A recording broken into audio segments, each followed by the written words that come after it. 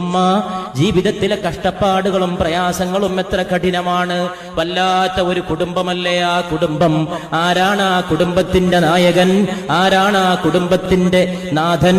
ആ കുടുംബത്തിന്റെ നാഥൻ ജിബ്രീലിന്റെ ഉറ്റ തോഴനല്ലയോ മുഹമ്മദ് മുസ്തഫ സല്ലല്ലാഹു അലൈഹി വസല്ലം. മോളെ, ലോകത്തിലെ ഏറ്റവും ബഹുമാനപ്പെട്ട ഏറ്റവും ഉത്കൃഷ്ടനായ ഒരു മനുഷ്യനെയാണ്, അള്ളാഹുവിന്റെ തിരുദൂതരെയാണ് എനിക്ക് ഭർത്താവായിട്ടും നിനക്ക് പിതാവായിട്ടും കിട്ടിയിട്ടുള്ളത്. മോളെ, ഇത് അനുഗ്രഹമാണ്. ഈ കഷ്ടപ്പാടുകൾ എന്റെ ഭർത്താവ് ആരാണ്, നിന്റെ പിതാവ് ആരാണ്? ഫാത്തിമ.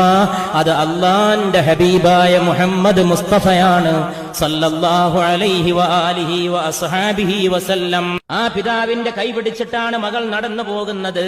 ശകാരങ്ങളാണ്. അപ്പോൾ മക്കയിൽ മർദ്ദനത്തിന്റെ കാലമാണ്. ഈ കൊച്ചുകുട്ടി കൂടെ നടന്നുകൊണ്ട് പിതാവിനെ ചീത്ത വിളിക്കുന്നത് കേൾക്കുകയാണ്. എന്തിനാണ് എന്റെ പിതാവിനെ എല്ലാവരും ആക്രമിക്കാൻ ഒരുമ്പെടുന്നത്?